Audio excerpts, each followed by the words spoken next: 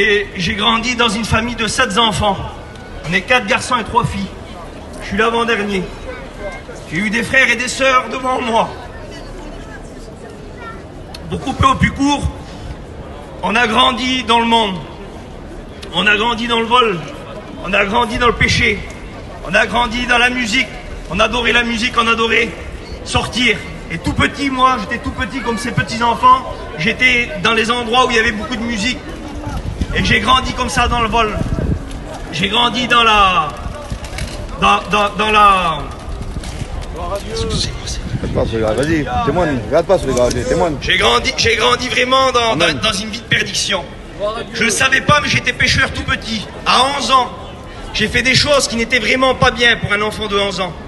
J'ai commencé à voler, j'ai commencé à fumer. Et j'ai fait d'autres choses aussi. J'avais beaucoup de malice. Je faisais confiance en personne. Pour moi, c'était ce qui comptait pour moi, c'était œil pour œil, dent pour dent. Moi, c'était pour réussir, fallait être seul. J'avais même pas de respect pour mes frères et sœurs. J'avais plus de respect pour mes parents. Vous savez pourquoi? Parce que le péché avait grandi dans mon cœur. Le péché, c'était quoi? C'était tous les convoitises du monde. Tout ce que le monde m'intéressait, je pensais qu'à moi. Je pensais même plus à ma famille. Et j'ai grandi comme ça, et à l'âge de 23 ans, 24 ans, jamais personne m'avait donné de l'argent. J'avais gagné de l'argent malhonnête. J'avais de l'argent, j'avais de voitures, j'avais des copains, je sortais dans les bars qu'il y a autour ici.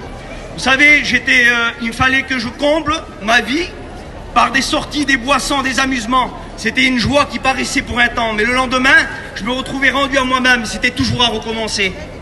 Et un jour, dans ma vie, j'ai pas été dans une église. J'ai pas été dans un bâtiment fait de main d'homme. Amen. Mais j'en avais marre. À 23 ans, pour moi, la vie, c'était pas jusque-là. C'était pas 80 ans, mourir et puis vivre. Je me doutais à cause de la création, de l'univers, de tout ce qui m'environnait, de toutes les choses qui étaient grandes. Le sang qui circulait dans mes veines, mon cœur qui battait, un cerveau, des yeux pour voir. Je me dis, ça, c'est pas un Big Bang. Ça, c'est une création. J'ai un Dieu qui m'a créé. Je veux le rencontrer.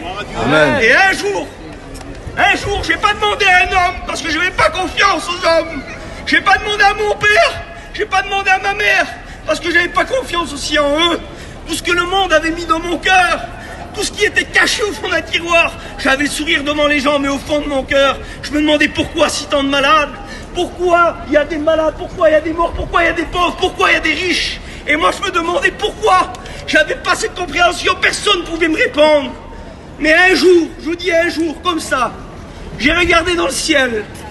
Et j'ai dit, si tu es Dieu, j'ai fais-toi connaître à moi.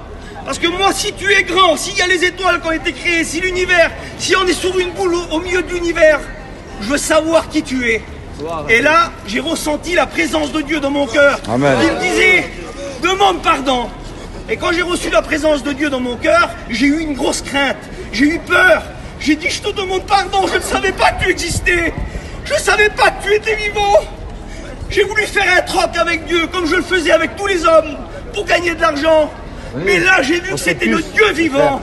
Et je lui ai demandé pardon. J'ai dit, je ne veux pas faire un troc avec toi. Je veux juste te demander pardon. Et là, la mesure où j'ai demandé pardon à Dieu, j'ai commencé à pleurer. C'est la première fois que je demandais pardon réellement à quelqu'un. Et j'ai demandé pardon à Dieu. Et Dieu me disait, t'as encore du pardon à dire à ta femme pour ce que tu as fait subir. J'ai été chez ma femme, je lui ai dit, je te demande pardon. Et ma femme m'a dit, pourquoi? Pour tout ce que j'ai pu te faire. Et là, l'ennemi, le Seigneur, il me disait, il me faisait voir tous les péchés. Il faisait voir tout ce que j'avais fait de mal sous la terre. Il me disait, la bagarre que tu as eue là-bas, cette vieille personne à qui tu as volé de l'argent. Il a dit, maintenant, demande pardon. Je me suis mis à genoux et je demandais pardon. Oui. C'était la première fois que je ressentais quelque chose d'aussi bon dans ma vie. Et je demandais pardon et je voyais mes péchés sortir. Je voyais tout passer devant moi, tout le mal que j'avais fait. Amen. Et le lendemain, j'ai été délivré de la cigarette, délivré de la drogue, délivré de l'alcool, délivré du vol. J'ai aimé mon prochain. Non, donnez-en, les frères. Et vous savez, Dieu m'a donné un cadeau. Amen. Et ce cadeau, je veux vous le faire partager.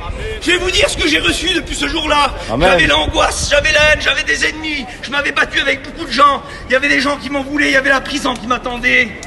Et vous savez ce qu'il a mis Jésus à la place de tout ça, à la place de l'angoisse? Il a mis la paix, la joie, le bonheur, la sécurité. Amen. Il m'a mis un vêtement blanc. Amen. Malavé par son sang précieux. Amen. Il m'a mis un anneau au doigt. Il m'a dit au jour que tu quitteras la terre, tu auras une présence avec moi dans le ciel. Amen. Parce que là où j'ai été, tu y seras avec moi. Je t'ai fait une maison, pas fait de main d'homme, mais pour moi, tu es mon enfant. Et quand j'ai été racheté, vous savez ce que j'ai fait? J'ai été dans les rues, j'ai été vers toute ma famille leur dire, c'est vrai, Dieu est vivant. Amen. Expérimentez. Amen. Priez-le dans le coin de votre chambre. Amen. Il n'y a pas d'église, il n'y a pas d'homme qui pourra vous le donner.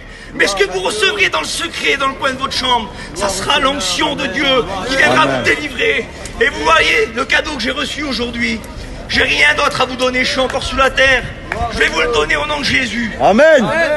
Ce cadeau-là s'appelle Jésus. Amen. Et je veux te dire, frère, sœur, ami, que tu es là.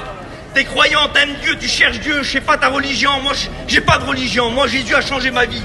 Moi, j'étais un délinquant. Moi, j'étais plus souvent dans les cités que chez moi. Et aujourd'hui, vous savez ce qu'il a fait, Seigneur? Je savais pas lire, j'étais analphabète. Il m'a appris à lire, j'ai une entreprise.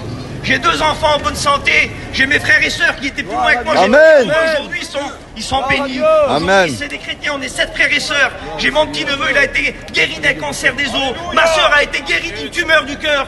Mes parents, ils sont revenus à Dieu. Mes frères et sœurs, on est tous chrétiens. Mes petits neveux viennent à Dieu. Aujourd'hui, je vous offre Jésus. Il est gratuit. Si ça avait été payant, tout le monde aurait voulu l'acheter. Mais il est Amen. gratuit. Je vous le dis dans le Seigneur, même si vous ne faites pas l'expérience ici, faites l'expérience chez vous, dans le coin de votre chambre. Demandez à Dieu qui vous parle. Demandez pas une religion. Regardez pas les imperfections de la vie. Regardez à Jésus. Amen.